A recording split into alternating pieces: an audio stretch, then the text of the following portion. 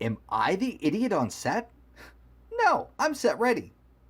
That's what you want to hear from anyone who's brand new to working on a film set. And I know this for a fact because one of my duties as a production assistant was to deal with and handle brand new people. They would always make the same common sense errors because they didn't know any better. It wasn't they were a bad person or anything, it's just they didn't know. So I thought if there was some sort of guide they could go over, they would feel a lot more confident and would make my job that much easier. So I did just that. I sat down and compiled a little booklet that fits in their back pocket. And that is called Am I the Idiot on Set? Set Ready. And this will help them when they get to a set to know what to do and what not to do. I start with 5 major rules that apply to every film set worldwide. I talk about how to use a walkie-talkie, different slang words, different job titles, and I talk about who to talk to and who to follow on your very first day. I know this would help, and I wished it existed when I first started in film. So, if you yourself or someone you know is going to be working on a film set and is apprehensive or anxious about it, you need not worry anymore. Just get a copy of my book, Am I the Idiot on Set? Set Ready, at my website, tonsofproductions.com, and it will totally help and it will make you feel more confident when you go to set. All right. Hello, everybody, and thank you for tuning in on this Monday, January 14th, 2019. How's everybody doing? I'm doing great. I'm enjoying this podcast thing. I talk to so many different cool people, and today's no exception. I sit down with Kyle James Patrick and discuss his past and his love for art, and he has amazing advice for anybody doing independent filming. And the reason for this is because he's done all kinds of it. He's done 47 music videos. If you go to his IMDb page, you'll see he has 19 directing credits. Sometimes he does 3 shorts in a year. It's really amazing. He does producing and editorial, writing, cinematography, camera work. It's really, really cool. So, on top of all of that, he's also a photographer. And some of the most cool and awesome photographs I've ever seen. If you go to his website, www.kylejamespatrick.ca, you'll see what I mean. It's just really, really inspiring and cool stuff. So I hope you enjoy it as much as I enjoyed talking to him. And yeah, I'm going to let you guys decide for yourself. Check it out.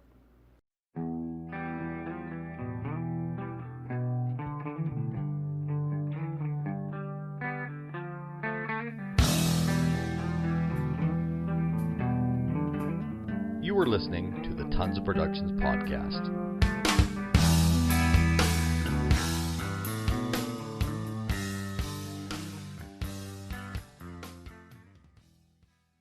Kyle James Patrick, how you doing? Hello, mate. Nice to see you. That's so good to see you too. I haven't seen you since we worked on the last Fall of Ashes years ago. It was 2014, wasn't it? Or was that? No, that was 2013. 2013. Way Here we are, back. 5 years later. Yeah, I know. no I've done taller. so much. And you have too. I've seen on your IMDb and your what you did as far as producer and director and editor. Director is their number one thing. Yeah. Well, I recently just added a bunch of my set deck and art department stuff, and it just bumped all my director credits straight down. I'm like, I have 19 director credits, but it's like, no. You were the office coordinator for a CW show. That's way more important. It's almost like IMDb knows how to get you a real job. Yeah, no doubt. Eh? No one's going to hire you as a director, butthead, here, but you can do paperwork good. I didn't know you were a set deck guy. I didn't know you did that. Yeah, that was kind of a strange thing I just fell into. It was okay. just usual thing, you know, you're working in film to make money, to do your indie work, and set deck just became, I don't know, it literally absorbed me. I didn't even know. Someone put my name forward to the hall. I got a call in August about 3 years ago, and then that's been it. That's been like my main day job commitment has been set deck. Yeah. Pick stuff up, put stuff down. Yeah, I was wondering about it because I had done a lot of prep and I've worked with a lot of set deck people or whatever. But it's hilarious. We never worked together, and I thought we would have. Yeah, I worked strange. at shows. I worked on Arrow and Supernatural and a bunch of big shows. Yeah, C-dubs. I only did The Flash for a brief time. Well, I did Flash season 3. 1 year, yeah. And that was okay. So you're not into the CW thing. I don't know. I don't even really know who I work for. It just comes for it. Yeah. I'm working on Siren at the moment, and I know that's a Disney show, but I don't know how the network umbrella. Anyway, that's the day job. No, that's the day job. That's not why you're here. No. Yeah. So I wanted to ask where you were born in Europe.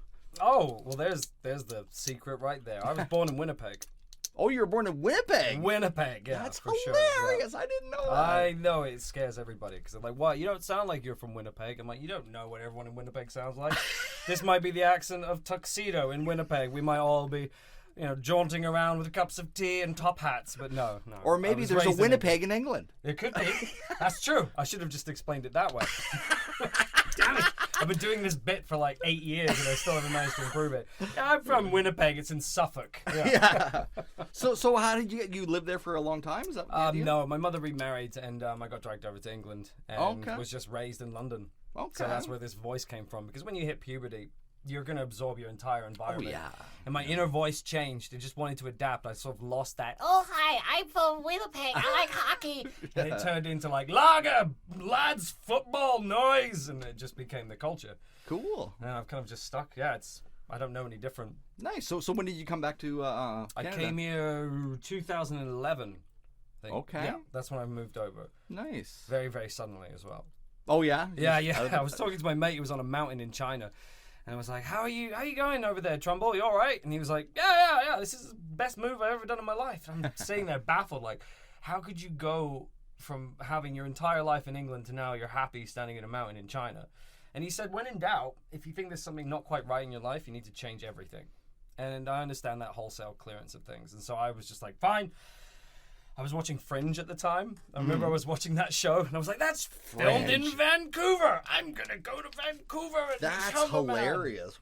And that was it. I did PA and background on Fringe. Oh, did you? That's hilarious. Yeah. When I first started, it was Fringe, L Word. Yeah. I love background, and I would do it just for fun because it was one of those things where you don't have to work. It's the easiest job known to man. You show up, they dress you. They're like, pretend you're talking to that good-looking girl. Yeah. Oh, okay. Like, and you get to be in the frame. No one else gets that. When someone yells action, background get to be in that environment that we've all worked so hard to create.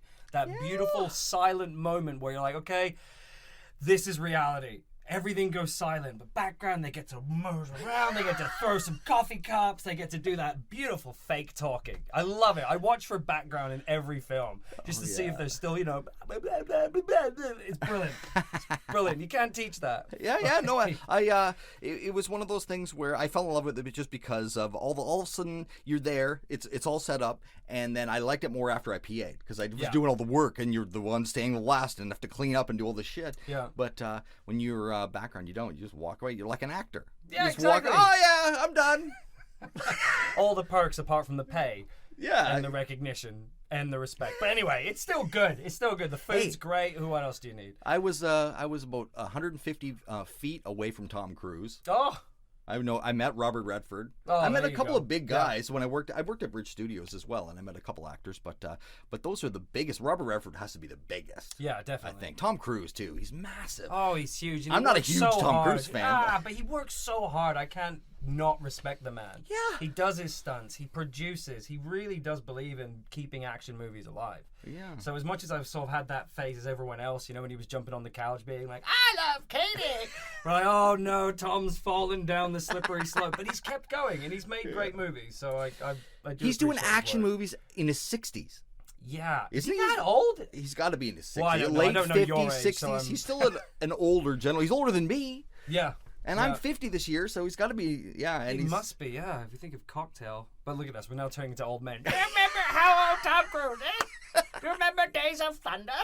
That's true. So how did you get into film? Like, you did film in? Oh, I've done film my whole life. I don't was know your thing? anything else. I don't know nice. a single other job that isn't directly film related.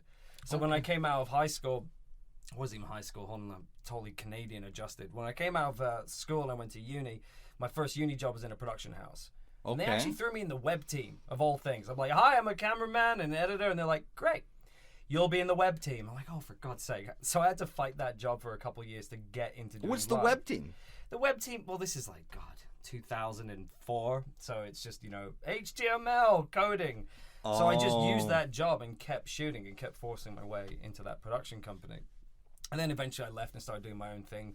I did video journalism for the longest time. Really? Oh, I was like captain, like backpack, laptop, camera, shooting every single live music event that was going. Nice. Going out with presenters and doing the coverage. We were working for Spin Magazine. We worked for MTV, Rock Sound. It was just no money, but lots of really cool experiences. Oh, yeah. And I got to meet so many friggin' industry people and big Ponzi. I'm an amazing singer and I'm rich. I'm like, great, can you sit down and let me put this lav on you?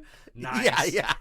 Just laugh. Yeah, I don't care who you are. And it's like, it's funny looking back now of so many people who acted like they were going to be remembered forever. And I'm like, they're gone. They're gone.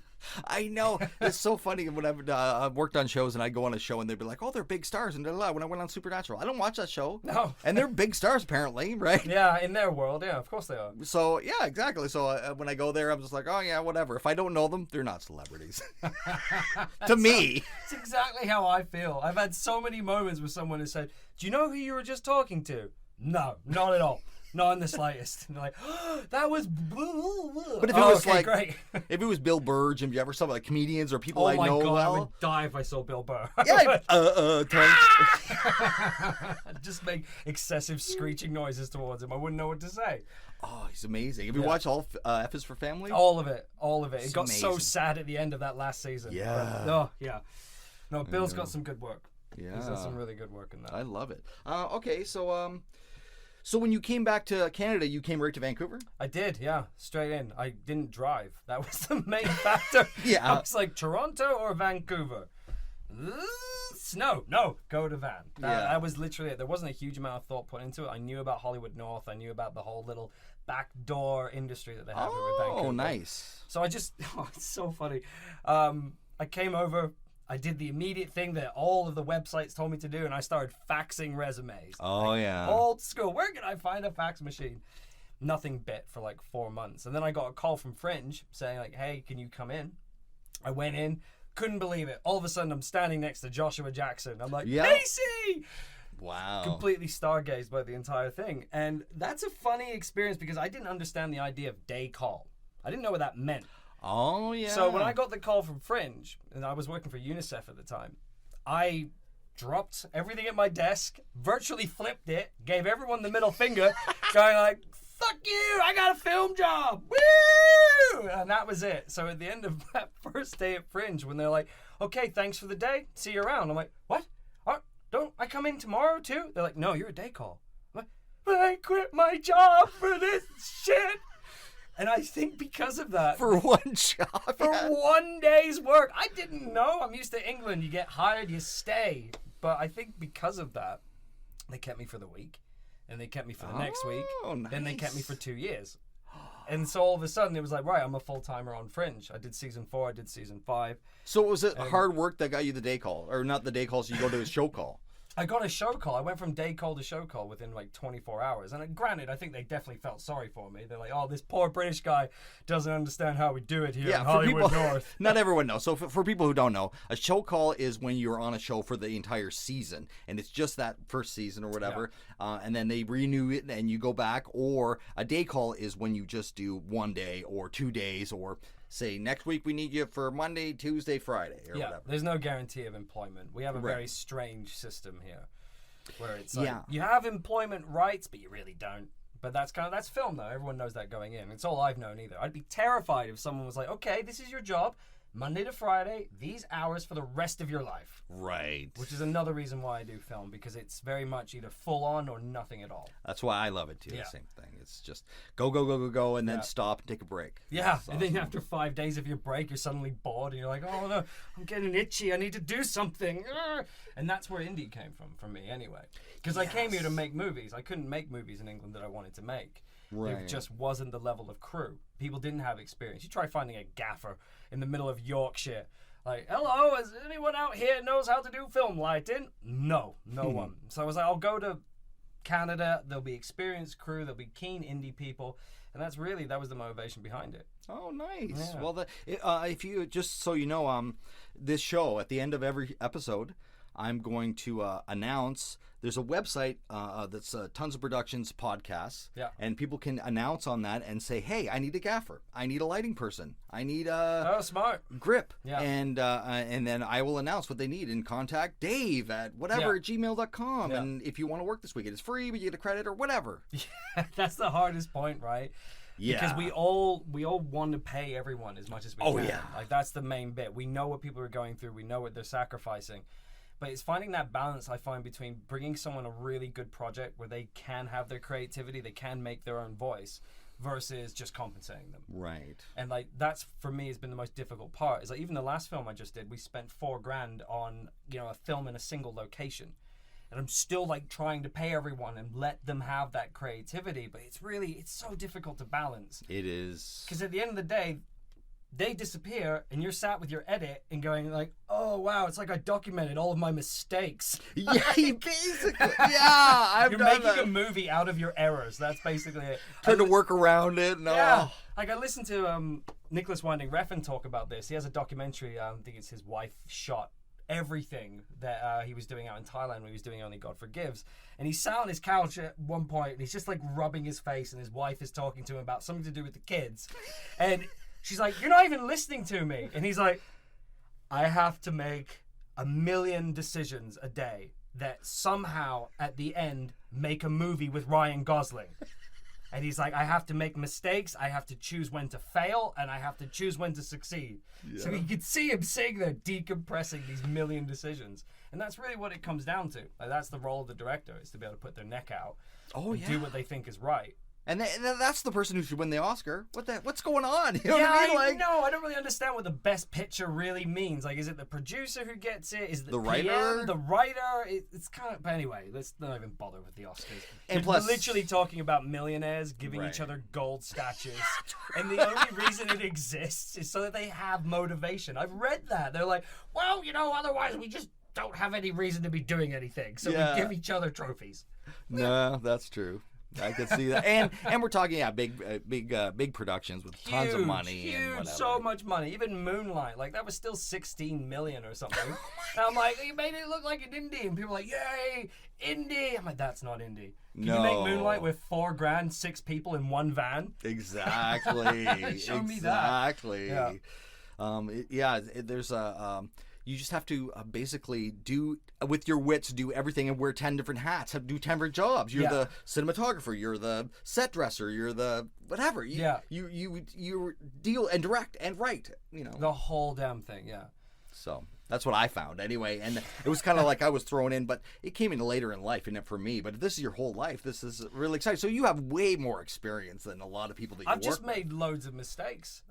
Did you go to film school? No. You are, oh my God. No, I didn't go to film school. I went to university and I got a degree in English literature and media production. So to an extent, I kind of went to film school, but it was more theory based. Right. It was more like, let's do the mise en scène and the iconography of this representation within media. How do I operate a camera? You got to go to camera school. Oh, fuck. Okay, all right. So I've always been learning on the go. Oh, okay. Yeah, the whole time. And so with the camera or whatever, you just got a camera and just mess with it? Oh, and totally. I think my first camera was a Sony FX1. Wow. So it's like mini DV tape, this little compact camcorder. I remember that, yeah. I remember the day we realized you could pop the screen out, turn it around, and pop it back, and it just changed everything. Because all of a sudden we're doing lowboy angles and Dutches, and we're like, oh my God! That was the level of our film school training. That's hilarious. When we realized that you could swivel the screen, we changed our shooting style. Well, it amazed me because I never went to film school either. And it was one of those things where I couldn't believe I could walk into this without going to film school. Like, I don't need...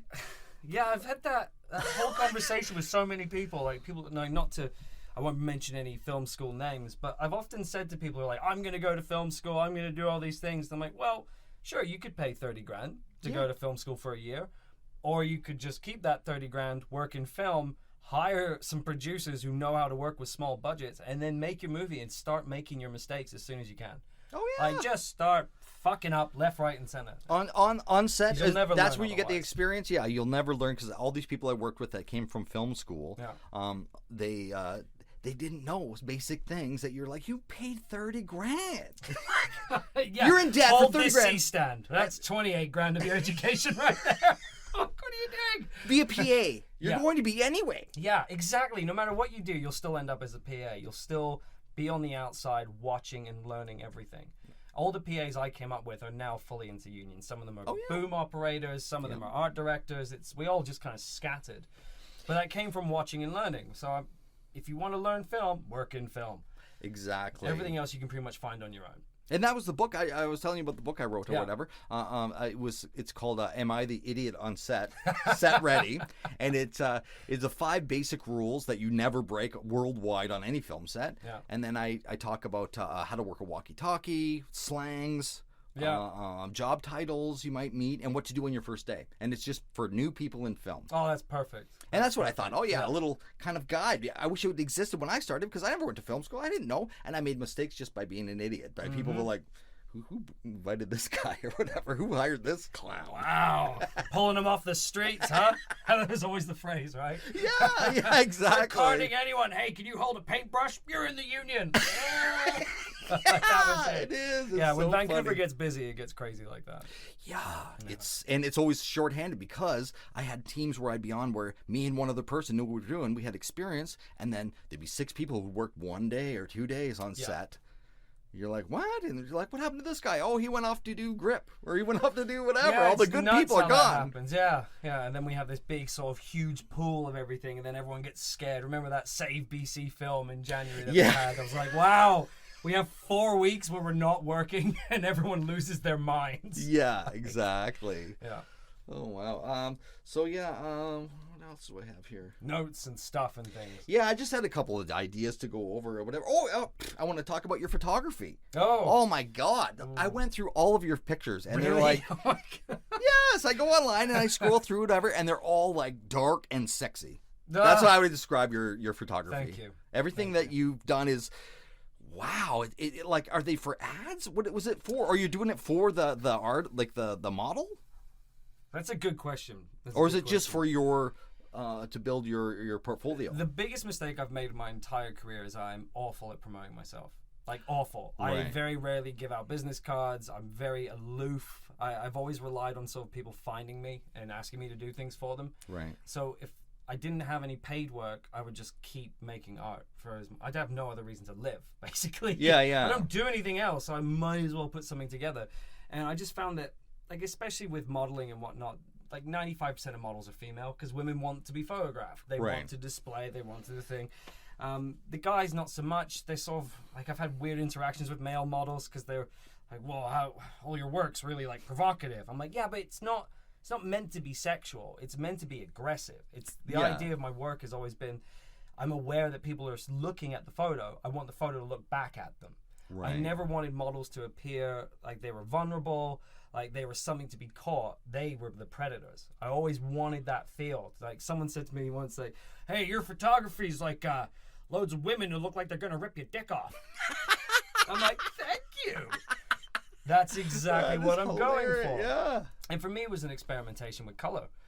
For me to make a film, I have to get like 15 people for 4 months and money, but it takes just me to do photography. Right. It's just me lighting. It's just my place. It's my zone. It's me trying to direct to the models what I want to get It's from very them. vibrant colors in those pictures. Thanks, Yeah, that's the other yeah. thing I've noticed, that it was very, very clear, very vivid. Yeah, the visceral nature of things. Like, I've always felt that when I was a kid, everything looked so bright and colorful and mystical. That I've been trying to recapture that. Like, I love the 80s. I think the 80s was the peak of human civilization. We made the best movies. We had the craziest music. I saw Metallica for the first time. Right? We had all the best of everything. We kind of like poo-pooed the 80s quite a bit because of the big hair and everything, but we did so good. We had Prince. Prince made me so sexually confused. There was this beautiful chick with a hairy chest playing the sickest fucking guitar I've ever heard in my life. I'm like, I don't know what I am, but I love it. Oh, that was the 80s for me. And I've been kind of carrying that through. The 90s dulled things down a bit. We had the melancholy of grunge music coming in. Right. And that kind of desaturated art Depression quite a bit. in Yeah. music form. Depression is here. Elliott Smith is here. Now I'm a massive emo. so I can vibe with that. Original emo though, not like weird hair eyeliner emo. But that's also a different time in your life, a different age, right? So of course, that was the main thing. So in terms of photography, I've just used it as a way of experimenting with light.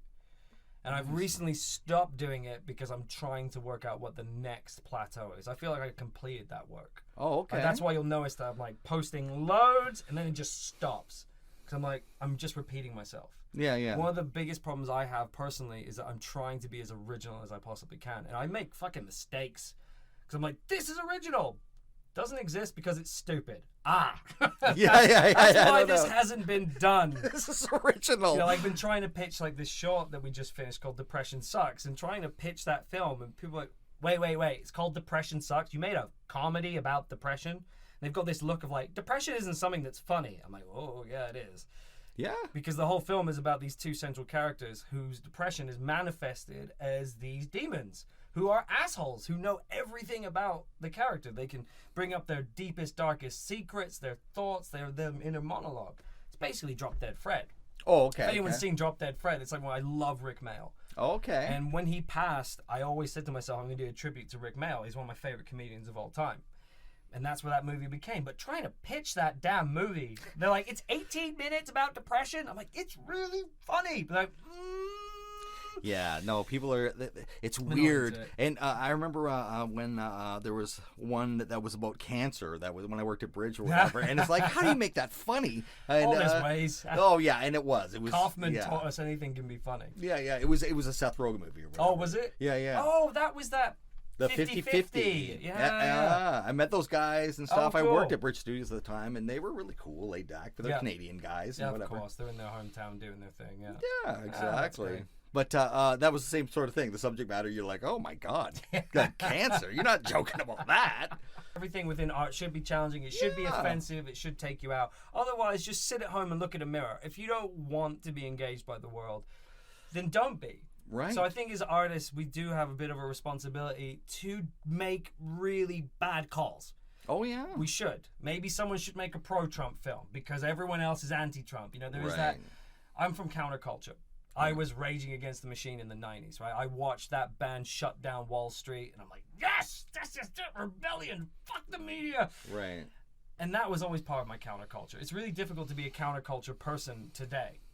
Not getting into this subject at all. I'm still going to drag this back to art. I can feel the tension, like, don't talk. Because I'm also fed up of talking about the same shit. Oh, yeah. Like I said about Prince. I'm like, nah, I know Prince. I don't know what y'all are talking about over here. You just get in your circle jerk. I'm going to stay in the 80s where, like, dude looks like a lady and Motley Crue are these fucking sexy dudes with lipstick and high heels. And I'm like, yeah, that's where Rocky Horror came from. I don't know what you fucking troglodytes are talking about now.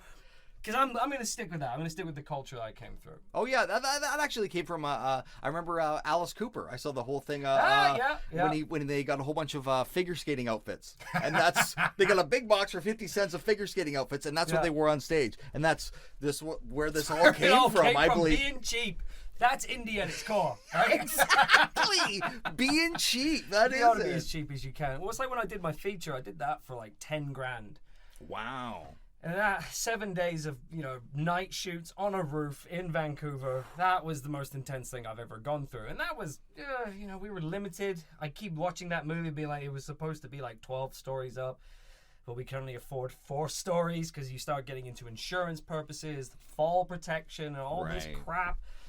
And so I always try and, whenever I'm watching a film, it's very easy to judge the director. It's very easy to slag off the writer, say how stupid the production is. But you don't know what they went through just to get that silly image on the screen. Oh, I know. So it's like, this movie's stupid. They're not on a very high roof. Yeah, but have you tried to buy a location within your budget that you can put 15 people on, get good sound? There's all these huge amounts of elements that goes into it. You're filming a play, basically. I have the exact same thing, but for me it was it was the same idea where you roll with the punches. So all of a sudden I wrote and it's filmed in this room, but all of a sudden something happened. I can't use that room. It's got to be on the street. Right? And you got to almost rewrite on the spot and refilm on the spot. Yeah. And make it work. Yeah.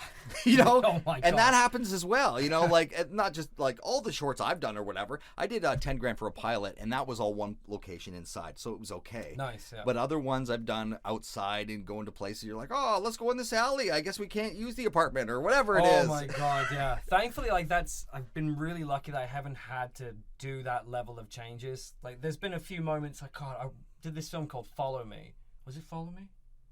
This is bad. When you get to that point in your career, you can't remember the movies you've made. But with Follow Me, we were shooting really well. We had 2 days. We had young cast. I love working with like kids. They're just hilarious, and they're so willing to try because they don't have a predetermined idea of what they are yet. Mm-hmm. So you can say to like a younger actor, like, "Hey, try it this way, but be a little bit more venomous with it." And they're like a bad guy? I'm like, yeah! And they're like, okay! And you get wicked takes. Yeah. That film was going so well. And I remember day 2, halfway through day 2, I came around the back of the truck, and the whole camera department, all 4 of them were sat there with their faces in their hands. And I'm like, what's going on? None of them would look at me. And then the DP's like, we formatted the card. I'm like, what? He's like, we formatted one of the hot cards. Like, what did you lose? The whole morning's work. We did like 3 location moves. It was the disaster. So I had 1 hour to complete the whole day's work. And I watched back at that film, and I know when all of a sudden I'm not getting all the cutting I wanted. Yeah. Because I literally just took the sound guy, took one cam operator and the actors, and just rolled back to the locations. Didn't do any dressing, kept it tight, and shot the coverage that we needed. And that's, yeah, I've had that. Oh, it sucked so bad. I'm had still bringing it up 3 years later, like, no. I always bring up the story where I had all the sound erased. Same thing. Oh. I was like, after a whole day, they're like, oh, 3/4 of the day's sound is gone. What?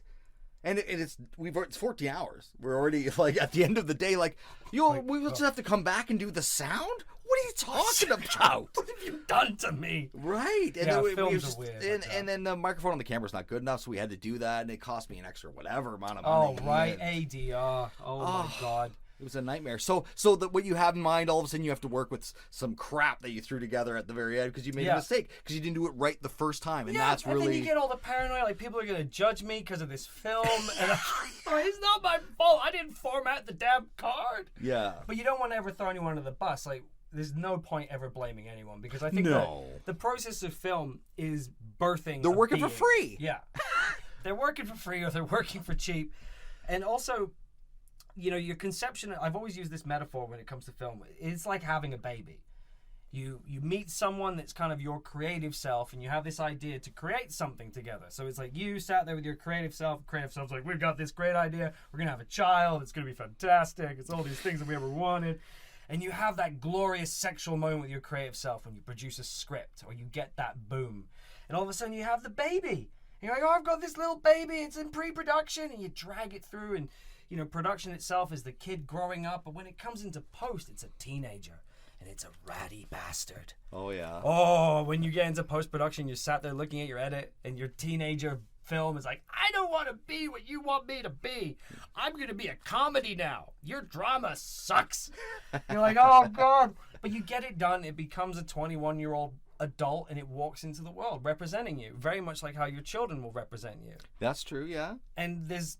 that initial idea to like, I'm going to make a movie to when it's done and it's out, you have such little control over that other than just keep pushing it. Exactly. And that's why people who criticize like certain directors, who's the Superman guy that everybody loves to hate, the Watchmen dude, I can't remember his name. Look at us. The 2 old men. Exactly. Zack Snyder. Zack Snyder. Yeah. Everyone likes to shit on Zack Snyder for making movies that aren't quite smart enough for everyone. But at the same time, he's having to deal with 300 people, all with their inputs. He's got producers. The DP wants to do their own thing. The editor wants to do their own thing. So it's very much about, if you want to get into indie, you have to be prepared to push a heavy cart uphill in the rain, and bits are going to fall off. And at the end of it, it's not going to be what you wanted, but the fact you did it is amazing. Yeah. To quote like the most random person, Uwe Boll said that the worst filmmaker is someone who doesn't make movies. Right. Obviously, he gets a lot of shit. I met Uwe Boll, yeah. He's a nice, crazy guy. He is. We just worked with Sean Schall's documentary with him. Fuck You All, the Uwe Boll story. Really? Yeah. That's hilarious. So I'm like walking around cam-opping, listening to Uwe Boll just talk so much smack about everything. But he was right. Like a lot of things, he makes really good points about filming. And he said the hardest point is getting the money. And he said, I was always good at getting the money, so what did it matter what films I made? Right. I'm like, yeah, you're right. Yeah, We're all kind of jealous because if we had 16 million to make Blood Rain, we would have tried a little harder. But Uwe said, like, I'm a producer's director. I do 10-hour days. I get everyone home. And I'm like, yeah, but the art, dude. Yeah, they're like, good enough. We got it. Okay. Yeah, right? Yeah. Good enough. And that's... Yeah. I'm happy to have him around. He's like Ed Wood. Oh, yeah. And there's a lot of other shittier guys. I watched, what was it, Atlantic Rim?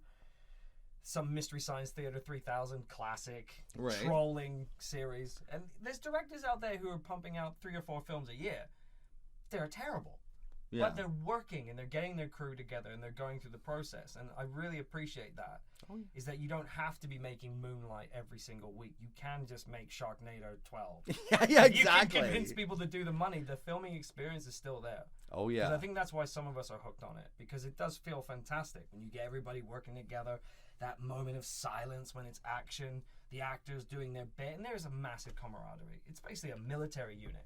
Is what film becomes. And I think that's what it's like, military, yeah. Very much so. There's your captains, there's your lieutenants, there's people you have to respect, there's people whose decisions are more than you. Like, I contributed a meme this week of Rambo with his thumbs up, being like, want to succeed in film?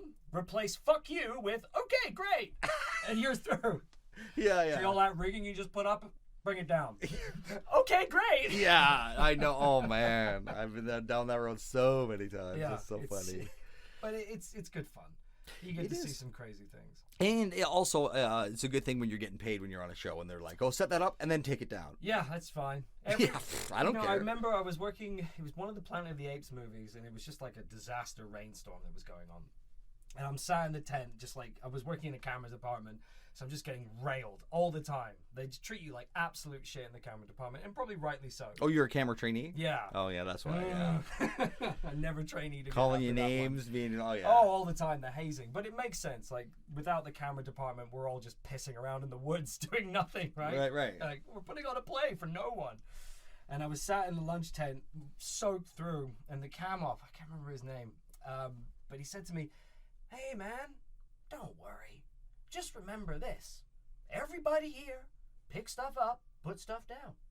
Then they go over there, and we pick stuff up, and we put stuff down. And then someone goes, lunch. And then we eat, and then we get up, and we all just pick stuff up and put stuff down. Doesn't matter what department you are, they're all doing it. So don't worry. It's just a labor job. I'm like, it's quite interesting. When even actors, they pick up scripts, they put scripts down. They pick up their clothes, they put things down. When you start to see film like that, all this gear and equipment and crap just slowly moving around, that's all it is. Oh, yeah. But in those moments in between that, you do see some real action. Like, I got to watch Andy Serkis ride black horses across a lake, like that iconic Planet of the Apes shot. Yeah. I watched that get filmed, and that was still like one of the highlights of my entire career was seeing that. Like, that's real amazing. Cinema. Yeah. They were good movies. When you worked on that level, it's different. I had friends that worked on the Star Trek movie? Oh yeah. And they rented out this quarry and had all this stuff. Oh that my quarry God. is infamous in Vancouver. I know a lot of people who like spent 6 months on that quarry, and it's just like a half-ass shot in the background, and that's it. Yeah. That's it's ridiculous. That's the hardest thing to deal with, especially with carps and paint, is that they put so much work. Well, even apes in the second Ape movie. The Ape Village, they built that for 6 months, and we filmed there for 1 day. On the 6th day, we had 5 units all running around, people falling over in the mud, ankles getting sprained left, right, and center. Wow. Oh, it was crazy. And then that's it. 1 day, tear it down. Took them another 6 months to put it back. It's like, oh my God. Oh, Night at the Museum I did, and it was the same sort of thing where they redid the Smithsonian. Oh, yeah. They rebuilt the Smithsonian here in Vancouver. That was at Mammoth, wasn't it? Unbelievable. No, it was in the building where they build the and maintain the ferries. Yeah. On North Van. Yeah. So it was in a building in that, and it was amazing. I thought, wow. I walked in and it was just unbelievable what they do, and it takes them a couple months to put it all together. It looks exact, and then they just rip it all down. Oh, exactly. Like, have you seen Bad Times at the El Royale? No. Okay, that's a movie that was shot entirely at Mammoth Studios. And when you see the scope of it, it's friggin' impressive to think that we just did that inside a warehouse. Like that entire giant hotel. They did a lot of VFX for the exterior and whatnot, but it's amazing what they can build and what they can sort of just smash together just to wave a camera at. Oh yeah, it blew my mind when I first did The Watchmen. That was my first thing. It blew me away. I walk in there and there was a green screen that was 4 shipping containers high and 4 wide. A green screen. Do you know how hard this is on indie people? Where it's like, you not only get to make your movie, you get to draw it, then a bunch of people build it, and it looks perfect. I'm out here being like, where can I get an apartment for $200 for 6 hours? Yeah, exactly. And the set deck is going to be whatever the fuck is there. Oh, That's exactly. what you get to do. Just take some stuff away. Yeah. I'm going to take this little flower pot out of here and move this around. But if you can get like indie set decorators, those people are great. I've had Rio Savannah is someone I've worked with a lot. She's just amazing. She just turns up with like boxes and boxes of stuff. All those little finite details really make a film. Nice. Because you soon see how shit your movie looks without them. Without those little details that really draw the character in. Because we're supposed to be painting. That's what we're doing. We're painting with light. We're painting the scene to express the character at all times. Yes, so you need all those little tchotchkes. It's living art. Things. Yeah, it is living art. Yeah. Yeah. Oh, that's. Oh, I wish I had all that. One day. The amount of gigs I've done where I've been like the only person. Like I've had to wear all of the hats at the same time. That's where Kelowna came from. Oh, okay, yeah. Oh, Craigslist. That's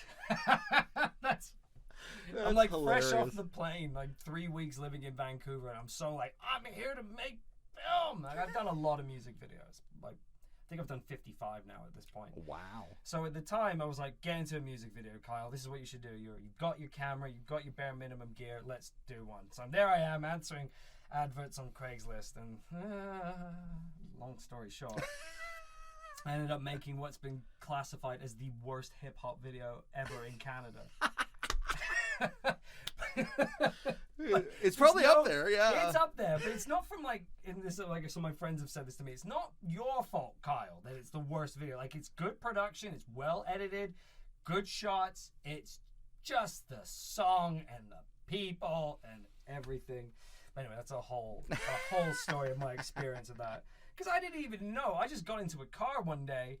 I didn't know where Kelowna was. I thought it was, in Langley or something like that. No, it's... We're getting in the car, these, like, scary people with giant joints. I'm from England where we're used to, like, little tiny pissy spliffs and things like that. And they're smoking these huge coders. The paranoia I get from Canadian weed in my early years was just intense. I'm like, oh, okay, so how long is the drive? 6 hours. Like, oh my God, I'm gonna die. You're trapped in a car. I am trapped in a car going to Kelowna to shoot a hip hop video. I'm gonna get robbed, murdered, stabbed, all of these things. That's your rape comedy right there. Be a videographer on Craigslist. That would be hilarious. Videographer on Craigslist. That's awesome. But yeah, I got so many of those videos end up as trash. But at the same time, it's a good lesson in completing things. Right. I was always going to finish Kelowna. I put everything I could into that video. I knew it wasn't going to be this great breakout song. I wasn't going to be doing Kanye videos the week after or anything like that. But you still have to exercise yourself in the discipline of completion. And I got it out. I'm still proud of it because it makes people laugh.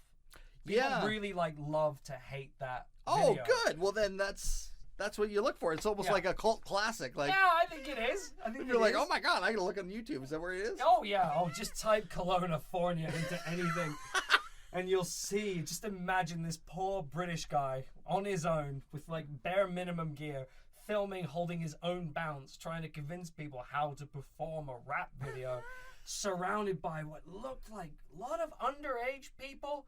I think there was some meth. I don't know what was going on. It was a very scary time.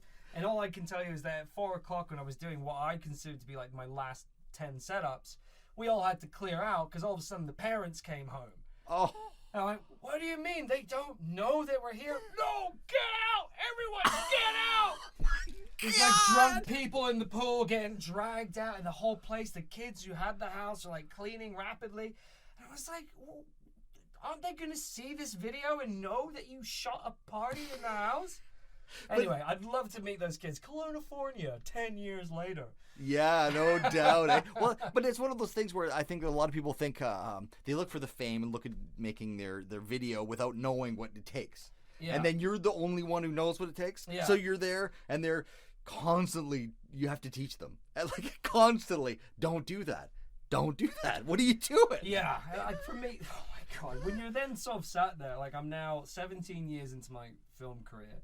I've got one feature, I've got, I don't know, 8 shorts or something. Anyway, I've done a bunch of shit. I'm now at that point where if I think of doing something, it's anxiety first, then fear, and then I feel I can do it.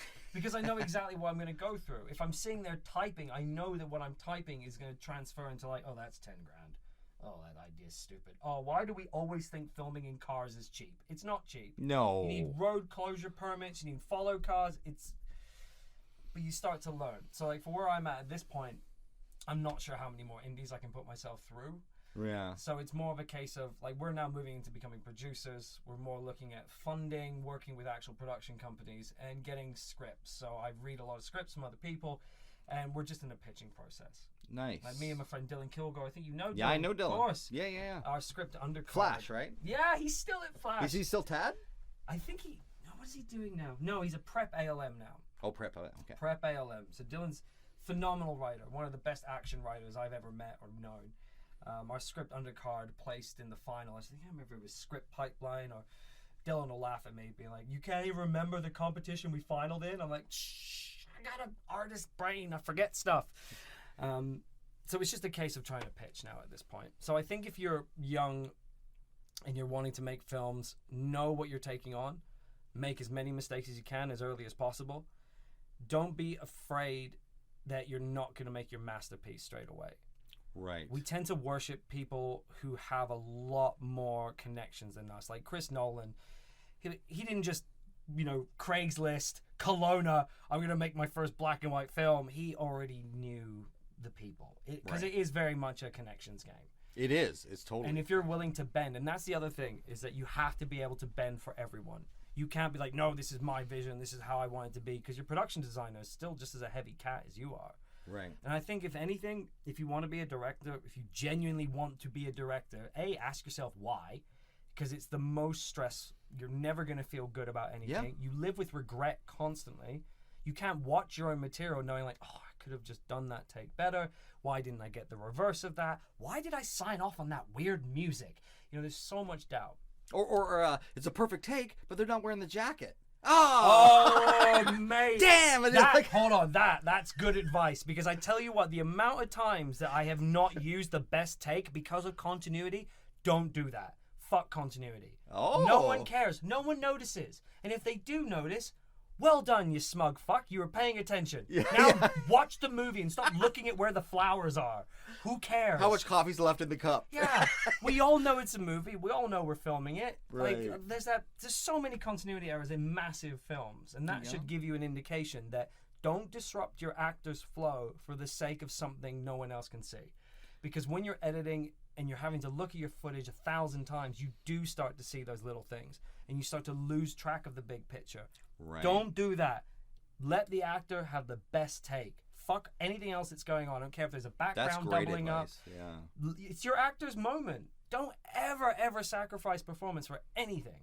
I made that mistake way too many times. Like with Not for the Saving, I got so hung up over continuity because it was a real-time film that there were a lot of things I let go. Yeah. That I should have redone.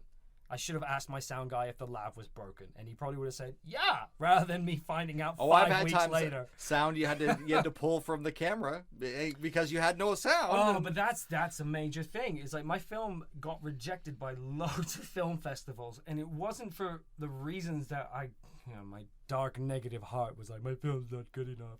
It's a shit story. No, it was a great story, but my sound was terrible. You couldn't put that out in cinema speakers. There was like hiss. It wasn't very consistent. There was a lot of industrial noise bleeding through the mics, and I was so obsessed with the visuals, because when we say film, we see pictures first. It's got to be sound. If you want to make a great movie, you can shoot it on your phone. Like Tangerine was shot on an iPhone. Wow. And people are like, wow, that was like an Oscar nominated. I can't remember if it got nominated or anything, but it was all shot on iPhones. But the sound is perfect. And that's what matters. Fuck your red cameras, your Arri Alexas. Get good lavs, get a good boom op, and have your post-sound producer dialed. I would honestly take a good sound guy over a good actor at that point. Yeah, me too. Because if it sounds good, you can get away with overlaying shots. There's loads of trickery. People don't know it's visual trickery, but you can't fake that audio. So there you go, filmmakers. That's my best advice. Fuck continuity, get a good sound guy. When they lost all my audio for that day of shooting I told you about, it was the same thing. I realized how important audio was, and from that time on, it's actually now number one next to the cameras.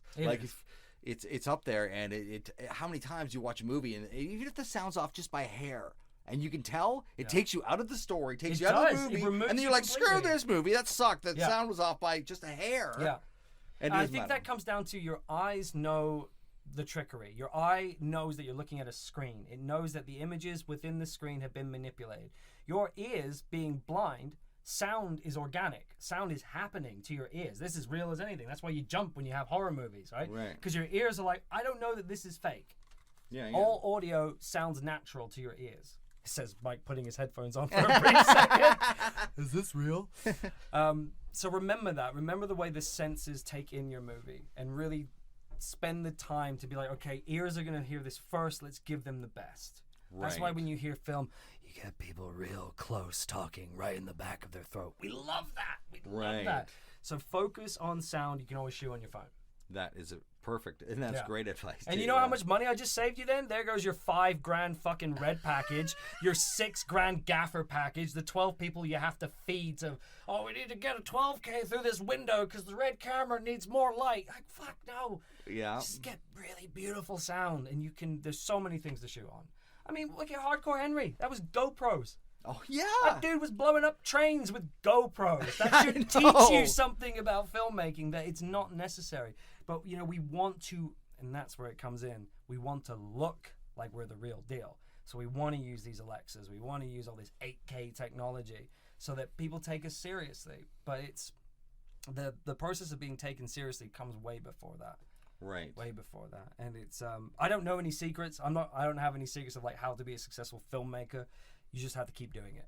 Yes, it's one of those things. You keep going, and then eventually, it's who you know. It's actually who you know. Yeah, it does come down. Because I know people who knew someone, and all of a sudden, boom, they jump way ahead of the line. Yeah. And that is actually a detriment, because if you do that, you don't have the experience. Then when you get there, you look like a fool in front of these people who vouch for you. Yeah.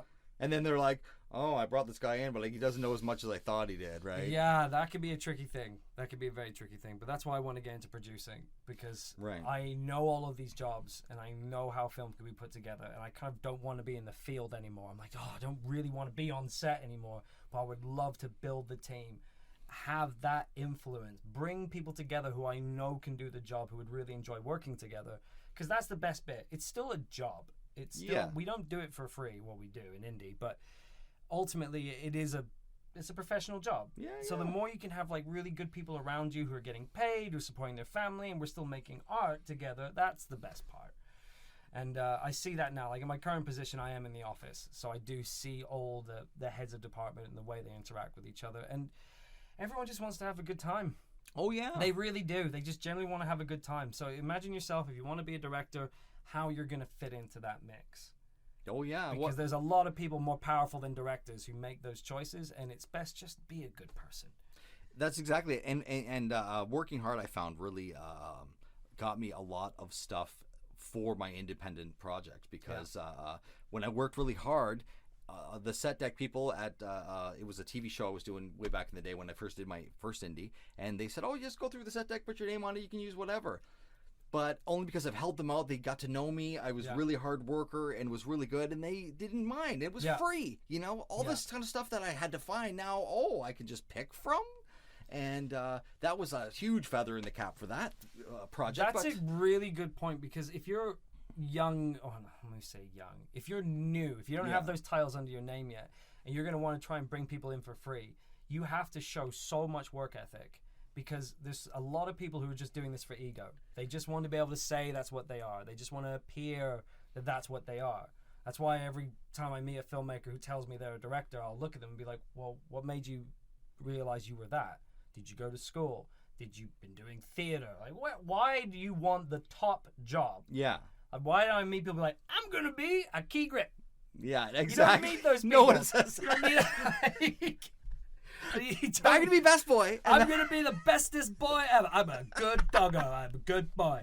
But if you're going to try and put an indie crew together, you have to show that you're doing it for the love of the moment.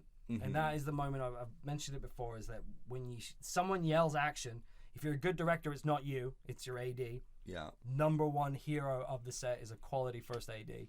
Someone who just doesn't care about getting into people's faces, knows they have a timing schedule. That can take so much off of you. But when that action call comes out and there's that silence that falls on everyone and it's just the actors talking, there's a real beautiful moment. Because you're almost taking complete control of reality. And you're manifesting your own reality in that brief second. And that feels so good. So that's what you're trying to convince people to come and work with you for. And it's work with you, not for you. If you're like, I'm a director, you should come and work on my film for free, you stupid gaffer. I need this. I've got a red package. You're like, oh, God. Yeah. You have to put in a lot of work beforehand. You have to build relationships with people. And to show that you're doing it for love. Not for love of you, for the love of this process, because it is a very amazing, it's a beautiful thing. And it's also, your reputation does matter in this business because it's one of those things where if you trust someone and they're reliable, you know, hey, I don't know Kyle that well, but I can trust that he will pick that up if he said he would, or he would do what he said he was going to do. Exactly. I don't have to keep checking. Yeah.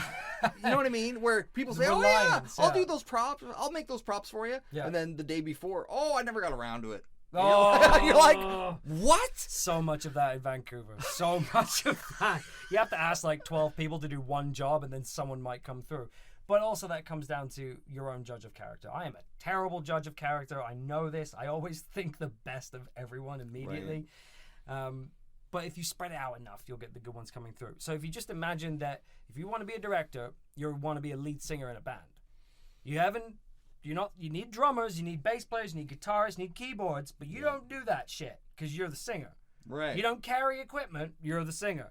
So imagine if you were going to be in a band with someone, what type of singer would you be in a band with? You're not going to want to be in that guy who puts on the sequin suit, tells you all to shut the fuck up, and owns the stage for themselves. You're like, well, I'm your band, dude. I'm your drummer. I'm your gaffer. You know, without me, you're just an idiot on a stage yelling at no one. We're a team. You're going to want a singer who brings you in, who jams with the band, who is there, willing to make mistakes, willing to support everyone. So, yeah, that's how I would look at it. Stay humble and realize what you're doing is like emotional suicide. Yeah, well, I think the fame and the whatever, the prestige is the draw. But then once you do it, then it's like, oh, I don't want this job. Like I tell many LMs when I was working in locations, I'd say to many LMs or ALMs, I'd never do your job. And they're like, what do you mean? I would go, 24/7, you're on the phone, right? Yeah, you're constant. Yeah. I can call you at 3 a.m. You have to answer. Yeah. Right? Yeah. And I say, oh, it didn't work out. Why don't you get out of bed right now and run down and fix it? What? You know what I mean? I would never want that job. I don't care how much you make. They're like, well, I make double what you make. Yeah, but I probably make 2 full-time jobs worth of money being a PA. Yeah. Is basically what you make. And anything above that, you can make some big bucks, but it's literally you sell your soul to the production. Oh yeah, you've sacrificed everything. Like even us in the office, like people think we're so lucky because we do 12s. That's a lot about film, right? Oh, your office, you do 12? Like, oh, what the? I don't stand around for 5 hours. 12 hours still. Like, yeah. You know, like, does anyone understand what that's like? There's a reason the world only wants to work 40 hours a week. There's a reason they made that the standard. It's what a human being can withstand. But for film, we're like, no, we can do this. I can persevere and not say fuck you to people. Okay, great. When I first started dating with my wife, she didn't know anything about film. Yeah. And then, of course, a van driver in Arrow. I was doing over 100. 17, 18-hour days, right? Yeah, probably over 100 in 5 days. Yeah. Of hours. Yeah. And race home to get 5 hours sleep to get up and go again to put up the signs. That was my life. And then when I met her and had this thing, she was like, "You work all the time, like." Yeah. You start at 5 a.m. on Monday and you don't get home till 3 a.m. on Saturday morning. and just go. It's intense. So I had to leave film because of that. When I ended up going, I knew a lot of people that worked in the rental houses for film. Yeah. And they got me a full-time job with good pay, fairly Sweet. good pay. So that's what I ended up doing because I wanted to save my relationship. I've seen so many relationships go down the toilet because people just have to marry this job. There's no way you can get around it. And then 10 months later, let's take a trip. Yeah, people are going to get pissed. Yeah, it doesn't work. It really doesn't. Like, it's the divorce maker, right? That's the film industry. If you're single, it's impossible. Yeah, I mean, there's always a fraction. There's always that 1%. You can never say anything is 100% guaranteed outcome. You know, an airplane engine could fall through this booth as we're sat here. You know, we could be like, oh my God, it's Donnie Darko. You know, but that is a possibility. There's no such thing as really as true absolutes. And you do need to bear that in mind if you're considering a film career, is that it is an army life. You might as well be in the army. Exactly. You just get to come home for a couple hours every night where soldiers have to stay out there, but it's the same level of commitment. Well, there was a show called Showrunners, and it was on Netflix. Oh, yeah. And it was all about showrunners and how you get it. And then they talked to people from Fringe, they talked to people from oh my God, all these different shows. Did Sons they of interview Anarchy. JJ in that? Because I'm pretty sure that in that documentary, yes, G. Abrams, they show a picture in that documentary of the whole Fringe crew in the parking lot, like the end photo. Yeah. If you look at that photo on the far left-hand side, there's me hugging a tent. Nice. With this like stupid ass grin on my face, because it was like, right, we're bringing the tents in. These tents have worked harder than all of the people. They have kept everyone dry. They kept JJ dry. They kept Josh dry. And there's just someone sent me that picture. They're like freeze frame from Netflix. I'm like, oh look, your tents on the telly. I'm like, ah! Yeah, no, it was a great show because it gives you really insight on what it is to be a showrunner and how much work it takes and what you have to do. Yeah. And I had friends that had done little indie stuff and not serious stuff, but indie stuff. And they said, oh, well, I want to be a writer. And, as long as I can write from my beach chair in Tahiti, like that's their idea of what it means to be a writer in film. And you're like, oh my God, you have no idea. Yeah. No wonder you're not going to make it. Is this what you think it is? I don't have to do much. I just have to think up ideas, give it to someone. They're going to write it up and I'll make all the money or something. I don't know. Oh my God. Like, I'm going to say something really controversial right now. Coming up with an idea does not make you unique. It doesn't make you anything. Anyone can come up with ideas. It's really easy because your brain is connected to, I don't know, some kind of ether of all realities where everything has happened and we just pick a thought from there. Doing the work is the hardest part of it. It is. I am sick and tired of writers who haven't written anything. Yeah. Oh, yeah, I'm working on my feature. Oh, yeah? How many features have you done before that? No, I'm just still on my first one. You're not a writer, bro. Like, and I don't mean to discourage that. Like, sure, work at it, but you have to complete the damn work. Like, imagine if you couldn't talk about an idea till you'd completely written it down. Yeah. Like, I can't talk about a script until it's finished. I started doing that about 2 years ago. I won't talk about any project that's half-assed written because I don't want to be that person. Right. So even now I'm going into our pitching rounds. We've got 3 feature scripts.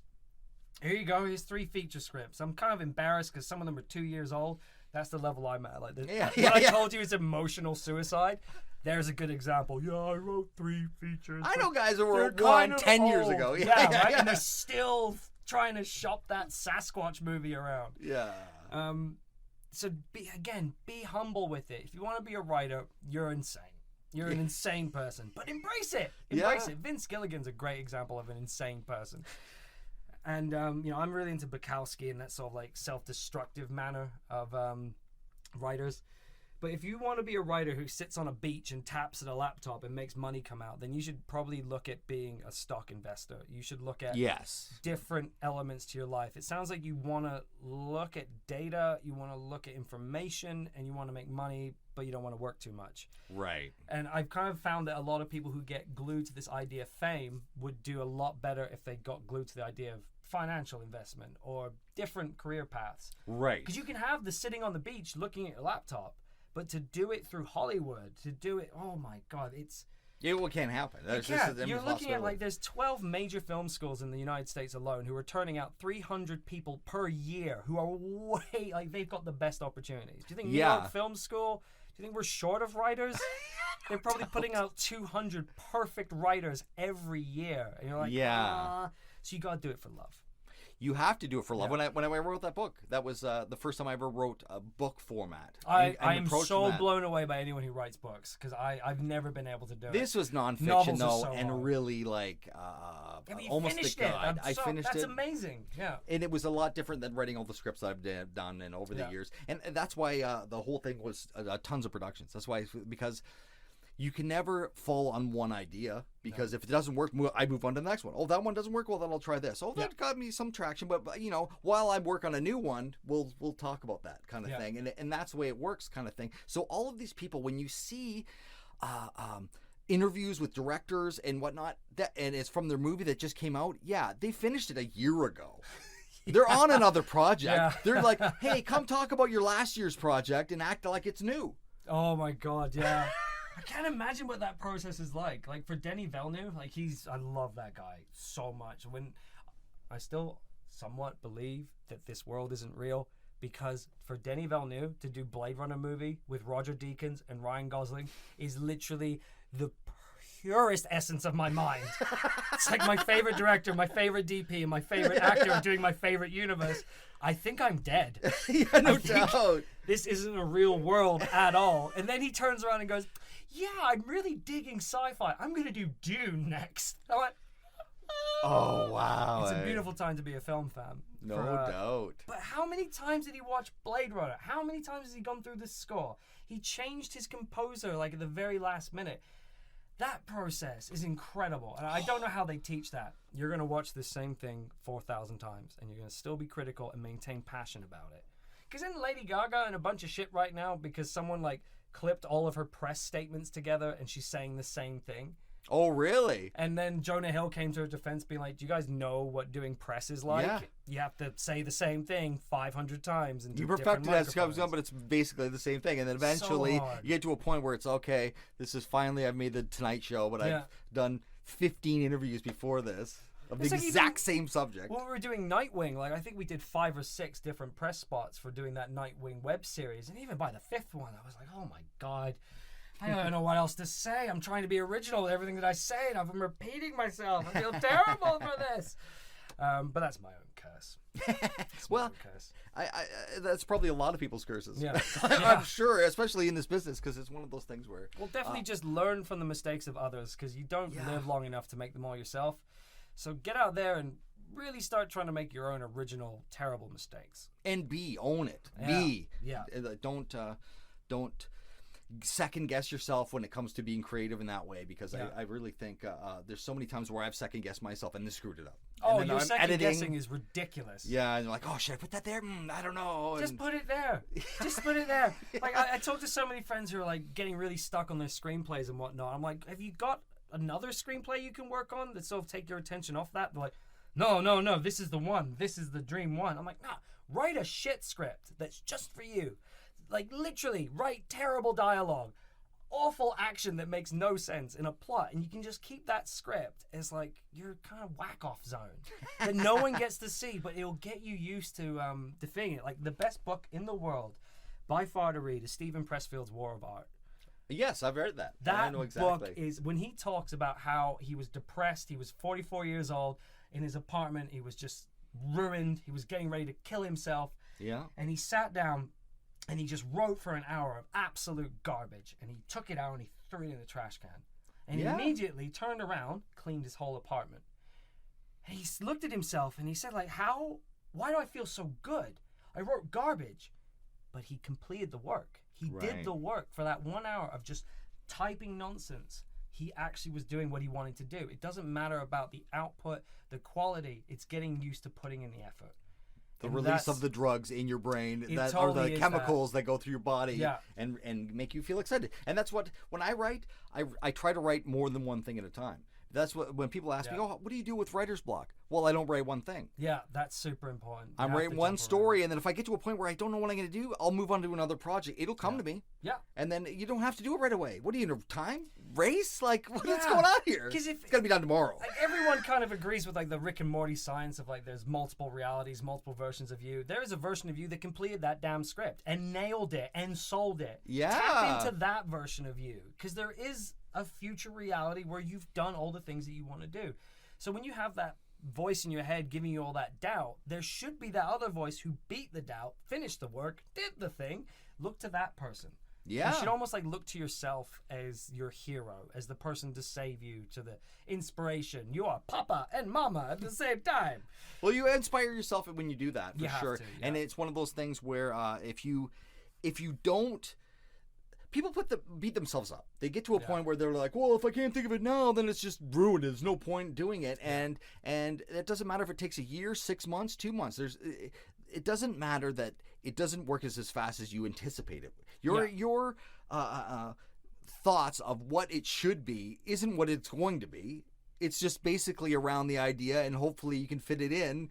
You know, you can kind of base what you're going to do on it, but it's one of those things where it's not as perfect every time to your brain. It's just going to come out in the way it comes out. Perfection is completely unobtainable as well. Yes, it doesn't exist. I don't know, people get hooked on that idea of trying to make everything wonderful so they can manifest being on that beach. It doesn't exist. Right. Just fart it out. Just keep going. If you just keep churning it out, you're going to instantly get better. If you were able to take creative art forms and compare it to like a gym routine, you don't expect to be able to walk straight into the gym, pick up 300 kilos, bench press it, and do it once. And that's how some people approach writing, and they approach directing and filmmaking, acting, everything. If I can't be Nolan, I'm nothing. I'm like, whoa. Maybe you should start working in the stock market. Maybe that would help calm you down a little bit, because perfectionism within art is a myth. It doesn't exist, and and that's the other thing is if it doesn't work the first time, good. Yeah. It didn't work, good. Then you got stronger, you got better. Yeah. And then the next time, you figured it out because last time I screwed up. Now you know what to do. Fail forwards.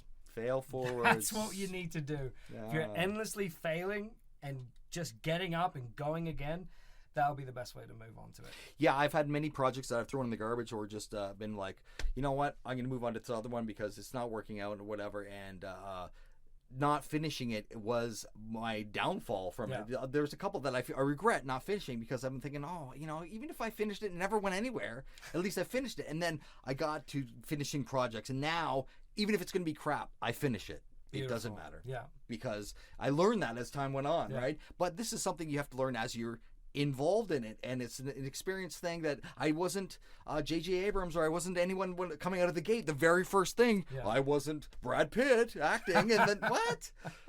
then you expect that you're just number one every time. Yeah, there's the point. Like, what did Ewan McGregor say in Star Wars? Or was it Liam Neeson? There's always a bigger fish. There's endlessly a bigger fish. There's always someone better than you, faster than you, but there's only you. Right. You're the only version of you. There are future versions of you who have done everything that you wanted. Use them. Don't compare and contrast to everything. Yeah. Like, I'm 35 years old now. It's funny. As I came to this interview, or podcast, sorry. Interview! I know, it feels like it's Frost Nixon at this point. As I was leaving my room, I bumped into my coffee table and a bunch of paper just spilled out the bottom of it. And I was like, fucking scripts, bastard. And I thought, if I could have shown that moment to my 15-year-old version of myself, being like, you are literally have so much written work, it's spewing onto the floor. Making a mess. I'm like, God damn it, there's my sci-fi trilogy. Look at that's done. Oh, fuck, I forgot I finished that. I'm like, oh, wow, I have actually got to that future version of myself.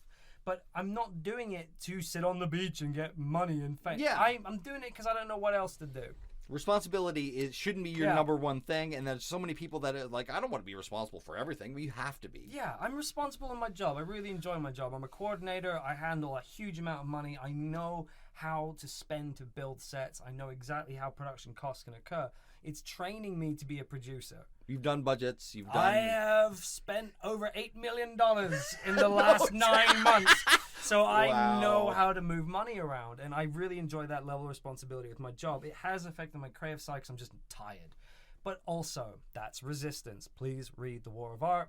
Pressfield talks about resistance as being this one energy that wants to stop you from doing what you are.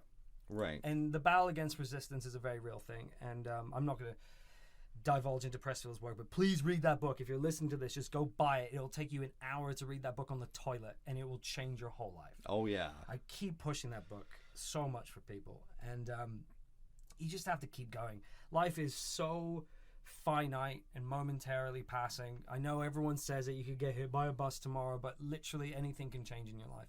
You can't allow dreams to dictate your momentary happiness. Yeah. You just got to do the work. Yeah, and create media and create anything sort of visual stuff or movies or shorts or videos or anything. Yeah. Not only takes a lot of work, but it's one of those things where the more you do, the better you get. The more you do, the better you get. And as our time goes on, then eventually you get to the point where you're at the top, where you are making the big bucks. But money should never be your driving goal. No, definitally not. If you're into money, like I said, there's so many other options for you. If you're into money, if you want to make go to the money, bank go and to get a the job. bank. Yeah.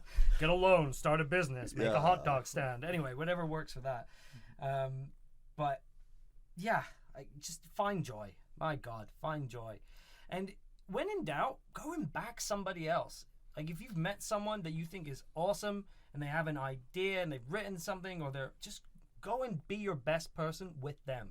Right. I can guarantee that you'll learn so much about you. You'll learn about each other. You'll be able to help each other if they're weak in one area and you can help. Like, just do that. There's so many rogue filmmakers trying to become this weird phantom success story that doesn't really happen. Like, Yeah. I don't know really, like Damien Chazelle, is that how you pronounce his name, who did La La Land and Whiplash. Oh, That kid came from New York that's Film right. School. Yeah. He couldn't get money to do Whiplash until he was able to do the short. Like, he's been a success, but he's also connected. He's also he knows the right people. Right. You don't get Ryan Gosling coming out to sing and dance in your movie without knowing a few people. You know what I mean? Yeah, exactly. So don't try and be Damien. Only Damien can be Damien. And you are only you. And if you're worried that your success isn't coming quickly enough, that's from within yourself. That's your thing. Yeah, That's your thing. It's not Like, necessarily what it's right. Man, the amount of people I've met who achieved their dream and were still unhappy. Look at the amount of people who've killed themselves. Do you think Chris Cornell, when he walked off stage and decided to hang himself, was like, "Oh, I've just achieved all of my dreams. Fuck this." You know? Yeah. Those, I'm done. Those dreams aren't necessarily should be the whole thing in your life. Just doing the work. Like Pressfield said, write something garbage, clean your house.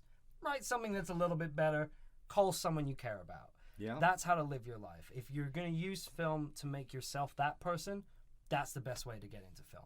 Because you want to be the best that you can in the lifetime that you have. If you look at It's Always Sunny in Philadelphia, Yeah. or all these independent shows where like they basically made it. It took a lot of work to get there. It did, yeah. That show isn't what it is because it just was a fluke. These guys worked their butt off, Yeah, and they did. the first season, you can tell it's almost like an indie show, Yeah, right? fully. It's hilarious. And then, of course, they get the big names on the show, and then Yeah. all of a sudden it changes. But to lead up, even to get that first season, I'm sure they wrote many scripts and did many shorts before Oh, so many. Did you see the shot of Sunny before? Like, it was originally meant to be set in LA, and they were all actors. Oh, That no. was I think it is online. I've watched it. It's just like a black and white crappy handy cam between Glenn and Mac and Charlie, just making up this show as they go, and it's amazing watching how they did that. Oh, and then nice. again, they met the right people. They were in LA, and they're like, this Right. idea could be better if you put it in Philly. And they're like, we're not from Philly, but I adore that show. Yeah, Absolutely no, I adore love that it show. too. I love it too. And I think I adore it because I know that there are indie filmmakers that kind of made it. And Yeah. you're like, it inspires me And to do it's my funny own with thing. them because they're sort of trying to get away from Sunny so they can actually be the filmmakers and the actors that they want to be. So it was strange how they were like, oh, I want to be a successful actor. Oh, damn it, my show is so successful. I can't get away from it. You know, especially Yeah. Glenn as well. Oh, yeah. And then Charlie's now directing. He's got a movie coming out where he's playing a deaf mute, I think.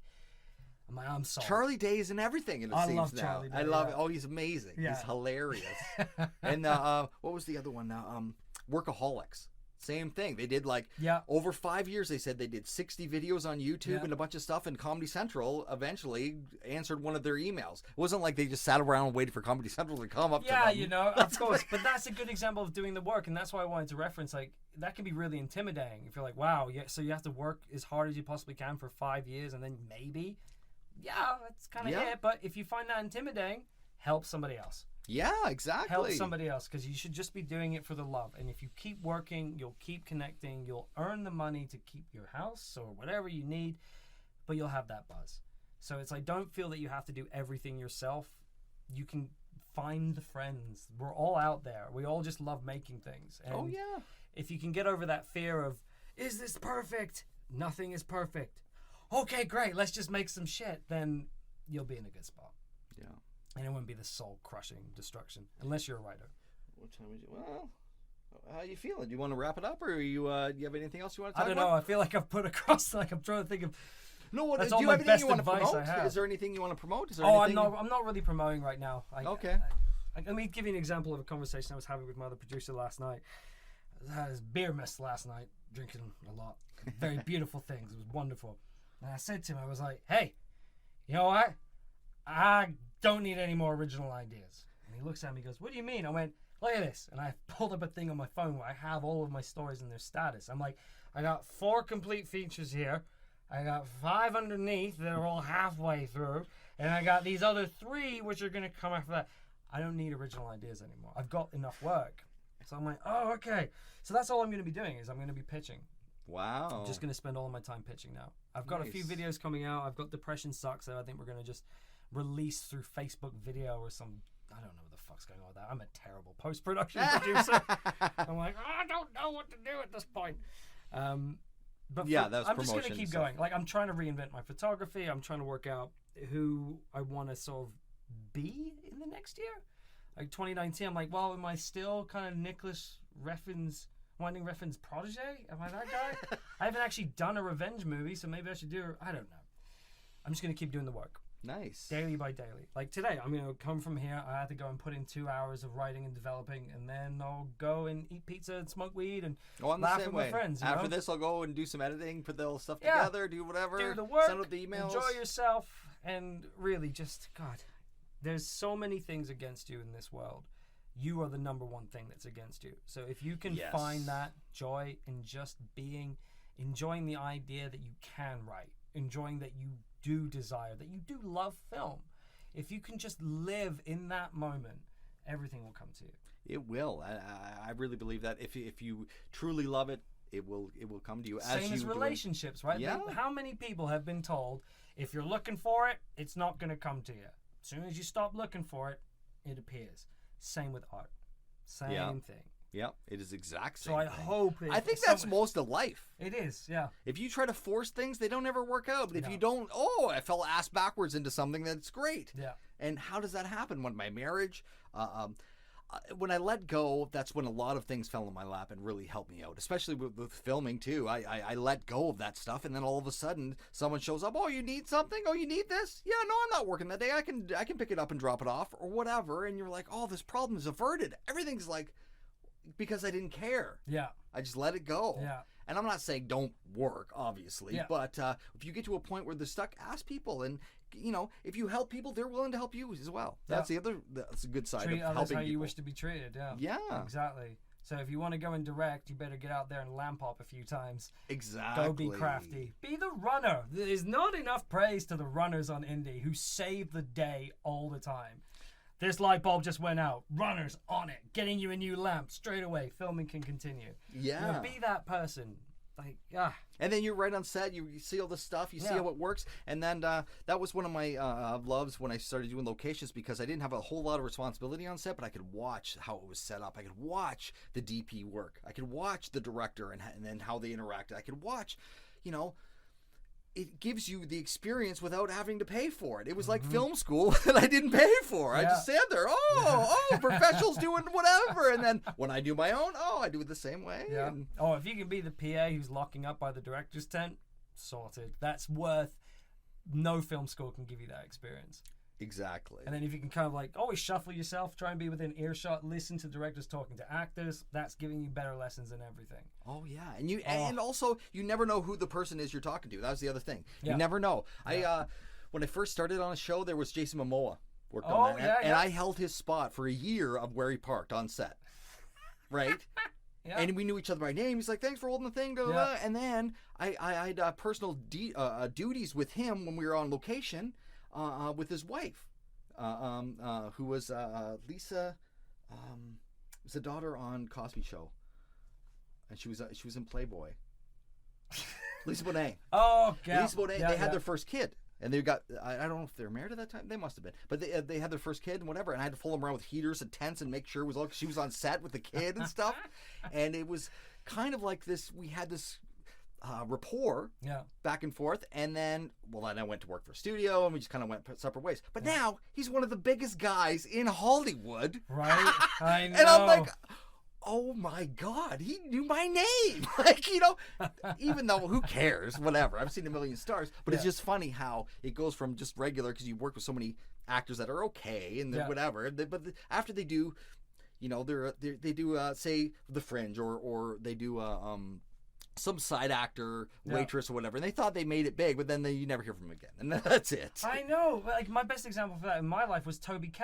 from he was doing, Christ, what's he done? He did all the Apes movies. He played the evil monkey. I remember the scarred one. This is terrible. He was also played Dr. Doom in that Gong Show Fantastic Four film. But anyway, when I saw T.O.P.P. in the lunch tent, I'm like, hey, T.O.P.P. He was like, all right, mate. Oh, mate, I loved you in Dead Man's Shoes. He was like, really? I'm like, yeah. You played the guy with the mental handicap, the ghosts and the things. He was like, mate, no one's really seen that. Thank you so much. I'm like, oh, I love all your British work. There are some stereotypes. British people do like to talk about British things to other British people. Yeah. And then when Andy Serkis was there, I'm just like, oh my God, I'm in like a British sandwich in the lunch tent.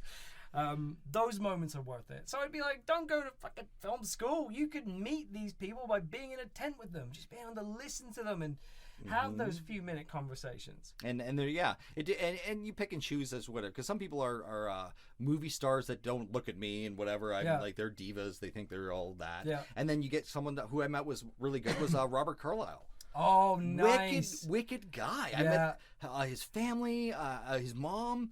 It was 2 years they were on the studio lot, and we talked lots, and we would hang out and whatever, and he was just a regular guy. And he says, where I come from in Glasgow, I'm a regular guy, just an actor. You walk into the bar, you don't need bodyguards. No, that's true, yeah. It's totally different. Where here, where like 10 bodyguards follow you around. In Canada, what? I know. Guns aren't legal, dude.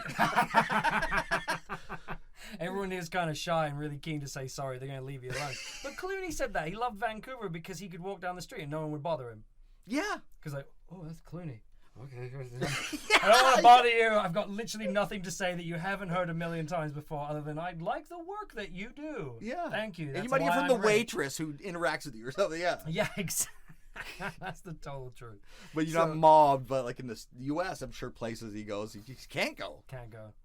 That's insane. I couldn't imagine. Yeah, that seems like a weird thing. That's the other bit. Like people who want fame, I just don't really understand it. I just want to be left alone. That's my dream goal. Give me a nice little wooden house in the middle of the frozen wasteland of Sweden or something, and I'll be so happy. Beach at Tahiti. Yeah, right?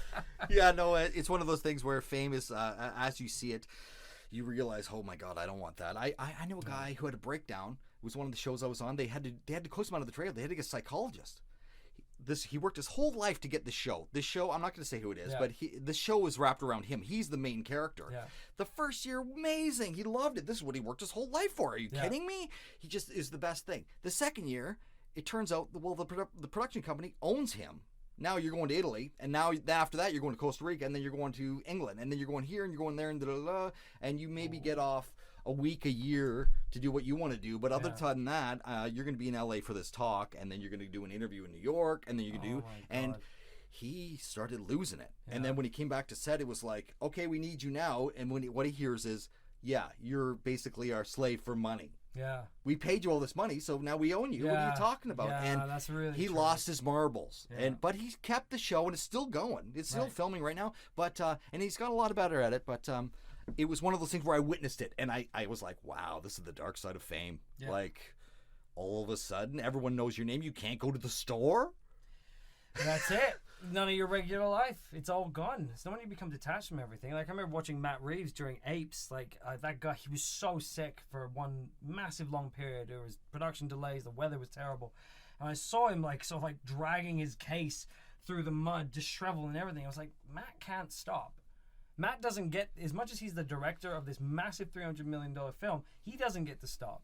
He's all the time. The second he steps out, people are like, hey, I need to know this information. Answer this question. Do this thing. What do you think of these dailies? VFX wants to talk to you. I don't know how they deal with it.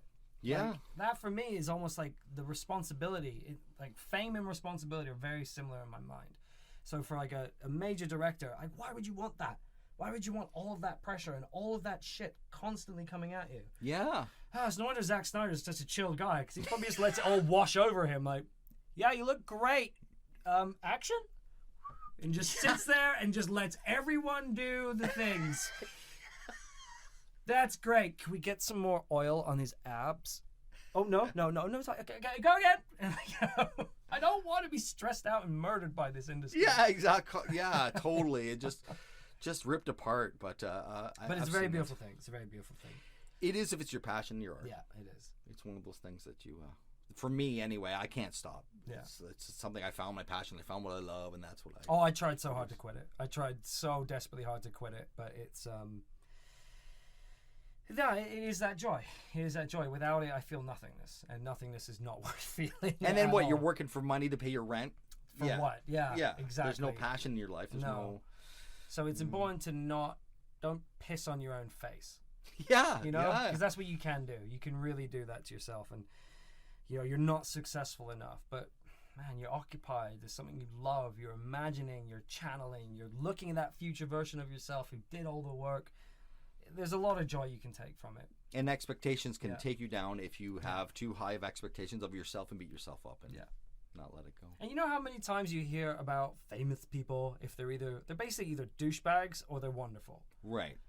Now, you have the choice of being the douchebag or being wonderful every moment. It doesn't matter how successful you are. It's still going to come down to are people going to think you're a good person or a shitty person. So if you are wandering around being like, I'm a director, I'm a writer, but you haven't written or directed anything, you're acting like a famous douchebag. Right. Before you even have it. So imagine yourself as that famous person who's cool. Right. Always be the cool. Always be Clooney. Yeah. You know? Chill. Be Tom Cruise, who wanders around buying people gifts on set all the time. You hear the stories of Tom Cruise's productions. He's buying Arc'teryx jackets for people. He's constantly like, I love you, people. You are my crew. And you're like, oh, that's really nice. Yeah. And that's the other thing. We both know that when you're on that set crew, it's a huge family. It is. It's one of those things where people, like, everyone who asks me about Tom Cruise, they always ask, of course, about Scientology, how tall he is. There's a whole bunch of questions that are just like the obvious ones, right? But really, I was impressed about how he was nice to his crew, how he was nice to his people. And when he was on set, don't make eye contact with them. It was explained to me at that moment where a lot of people, when they say an actor and they say, don't make eye contact with him, just don't look at him, they think, oh, he's a snob. He's a diva. Doesn't want, I'm not as good as him. Okay, whatever. Yeah. But that's not the case. No. They've memorized this thing.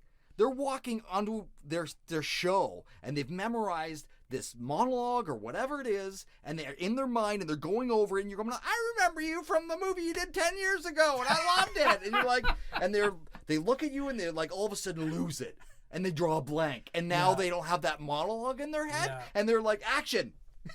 Yeah, we're all standing here spending $800,000 a minute. Better act, actor.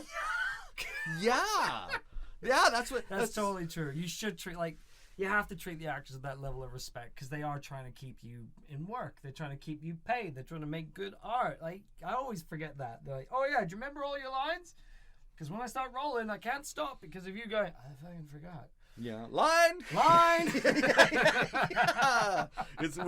Which is wild, but it was something that I wrote in the book too, is whatever, for people to realize that it's not personal. Don't let them. No, not at all. They're not mad at you or think they're better than you. Yeah. It's just that leave them be, respect them. Yeah. It's about being respectful. It totally is. Like, I was very lucky on Fringe to be. John Noble would go and smoke with me. Oh, okay. So I'd hang out back and stand with John, and it's just the way I felt so weird. Like, John Noble is saying my name to me. Like, this classically trained Shakespearean actor. He's a legend in Lord of the Rings. He's the best thing about Fringe, in my opinion. He's like, "Oh, what, Kyle, you got a lighter, mate?" I'm like, "Oh, fucking right." Smoking with John Noble. And I can hear on the walk, he's like, "Where's John? Where's John?" I got him. Always had him. I always knew what door he was going to sneak out of at Riverview when he was going to have his little puff. But yeah. Oh yeah, no, yeah. There's a lot of different. One of the biggest ones I remember was I turned a corner and there was DJ Qualls. You know, nice. And it was Supernatural I was working on. I was PAing when I turned there. I'm like, oh, and he's like, got a light? I'm like, oh, I stood there and had to smoke with him. And I'm like, he doesn't know I know him. That's just a regular guy. But in my mind, I'm like, this is the guy from Road Trip. This is the guy from like all these different movies. It's just we're going through my head. But cool, man. It's I know. Mackenzie Crook was the same thing with me. Oh, yeah? I was just trying to act as smooth as I could. And I was like, so you write a lot, don't you, Mackenzie? You got anything coming up? And he started telling me about his metal detector TV show. Oh, okay. And he was just going off about how excited he was about that show. He's like, I finally got something green lit. And I'm back in my head, I'm like, wow, Mackenzie Crook struggles to get things green lit. I'm fucked. Yeah, exactly. Like, what? Oh my God. Yeah, I guess everyone is trying it. And submitting and submitting and submitting. And then, like I've submitted so many times in my life, and people are like, oh, well, did you try here? Did you try them? I'm like, dude, don't even bother. You're telling me, and you've submitted one thing once. I've submitted 100,000 things. Tried to get funding for this, and then okay, I gotta fund it with this and whatever. Like, I've always said, like, if you want to know what it's like, put a post out saying that you're willing to buy a script. Say, I've got 20 grand to buy a feature script. Watch what happens. Watch the sea of writers come throwing their crap at you, and try and deal with that. What are you gonna do? You're gonna actually read 200 submissions, or are you gonna remember that one person you spoke to who pitched or had a good vibe? You're gonna rely on your human instincts. So if you spend all of your time just doing like faceless submissions, it's not gonna work. Right. It's not gonna work. Like, maybe there's this slight 1 in 1,000 that someone's like, wow, that's really amazing. But if it's that amazing, get out there and tell people. And that's a part of promotion that I didn't realize, I sucked at it. So hard. I was really bad at it. But the book was all on me. Marketing and promoting, it was all on me. So I'm doing the faceless emails and trying, hopefully something's coming back, right? But it doesn't work. You have to actually go and shake their hand and look them in the eye and hand them the book and tell them what's about. And they're like, oh, and then they listen. Yeah. But if it's an email and they kind of half read it, like, I'll read it later. So easy to dismiss an email. So simple. Click delete, it's gone. Forget it. Yeah. To that one person that was all their hopes and dreams. Be like, everything. Spam. Oh, Dave emailed me. What's up, Dave? What bullshit have you got? Superman 9. Oh, let's do it. Let's green light it. Hey, where's your kids this weekend? Let's get drunk. It's that's hilarious. Anyone who's worked in any like major industry, there's a lot of that, because the money's just going to get made and the money's going to get spent. So the people you spend it with is really what makes the experience. Yeah. And so keep that in mind, and just don't be a douchebag, and just don't embarrass yourself. Don't start pitching your stupid story thing. Build some rapport. Just be cool. Again, coming back to that same thing, be the cool guy. Right. Be that celebrity that everyone thinks is awesome. They're really nice. They're open. They're polite. They don't try and be too overbearing or anything. Or shaken or whatever. Yeah. Just be chill. Be chill. Do the work. Maintain joy in your heart, and everything will work out fine. And look both ways when you cross the street. Because you don't want to do all this amazing inner work and then get hit by that bus. Fuck! No. And how many times have we done all that work? And then they're like, oh, what? You didn't plug the lav in? Yeah. And it's just something simple like that. Yeah. It's not broken or anything. It's just like, I brain fart. Like, oh, God. Sorry, we weren't actually rolling on that. Yeah.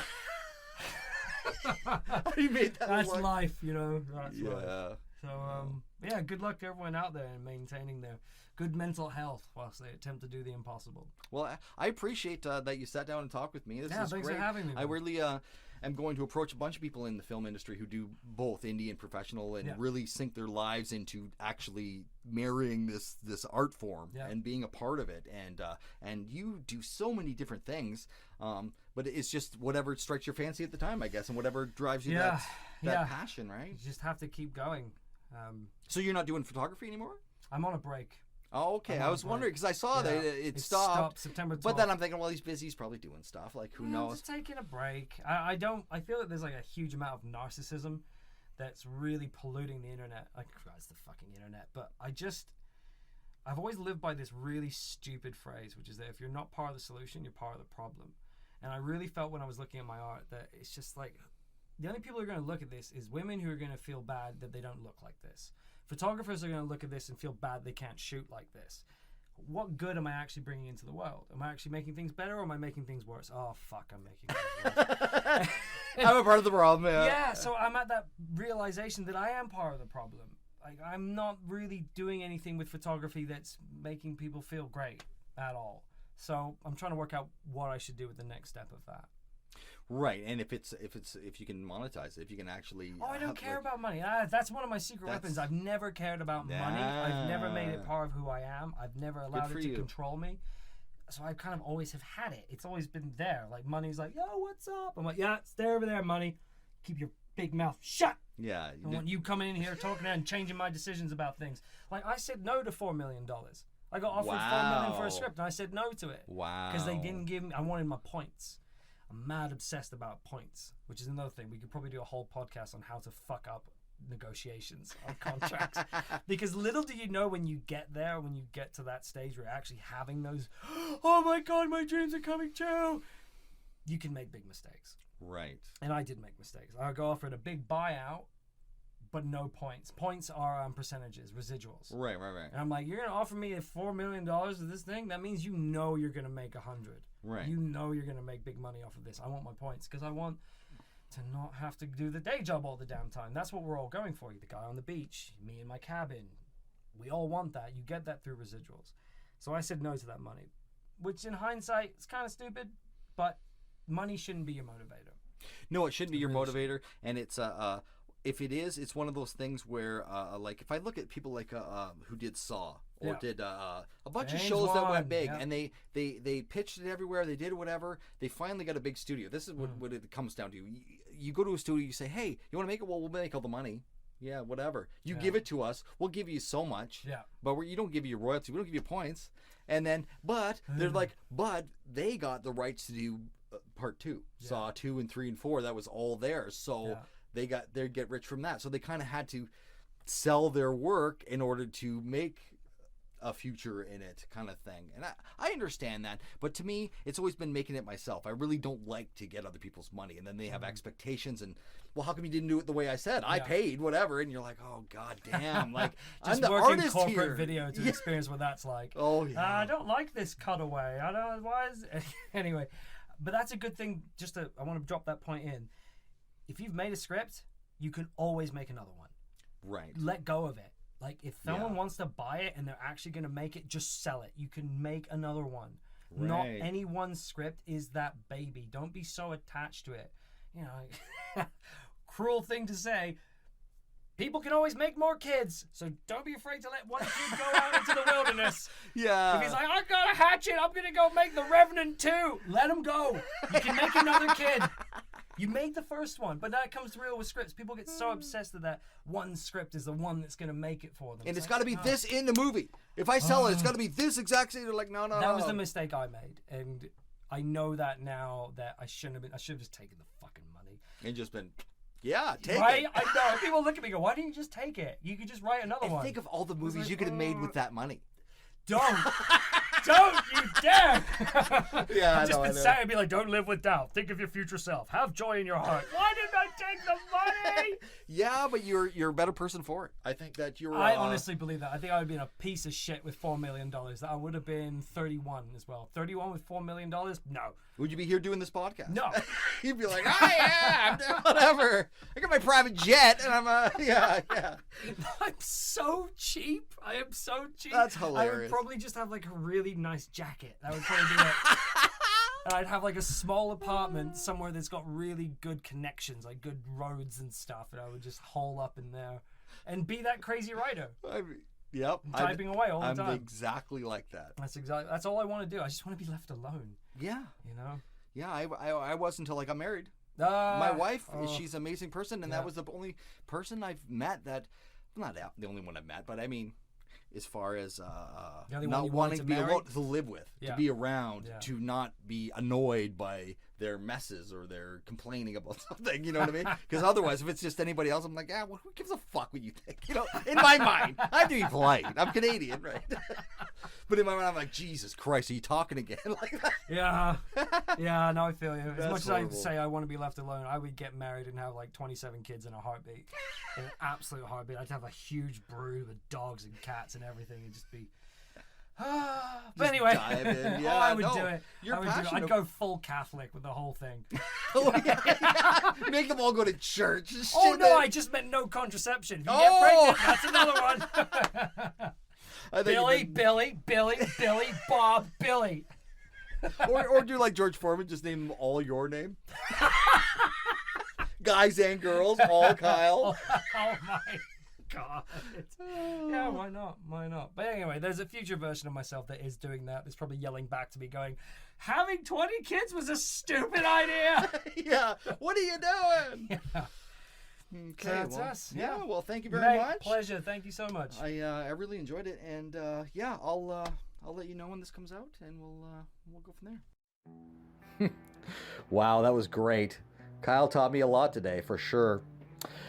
So thank you again for everybody for tuning in. I really appreciate it. I also want to remind everybody that before I go, that if you want to have your independent film needs set over the air so people in the film industry can hear it, please send your requests in to tonsofproductionspodcast@gmail.com. That's tonsofproductionspodcast@gmail.com. And I will announce what you need. If you need a wardrobe person or a crafty person, locations person, you know. And if you put it in on the Saturday before the show, the Monday morning I will announce it, and hopefully you'll get the person you're looking for. And that's it for me. So I hope you have a great day, and tune in next week when I sit down with Kevin Schultz, another incredible filmmaker, independent person that is playback for DC Legends. He's a really cool person. So take care, and you guys all have a great day.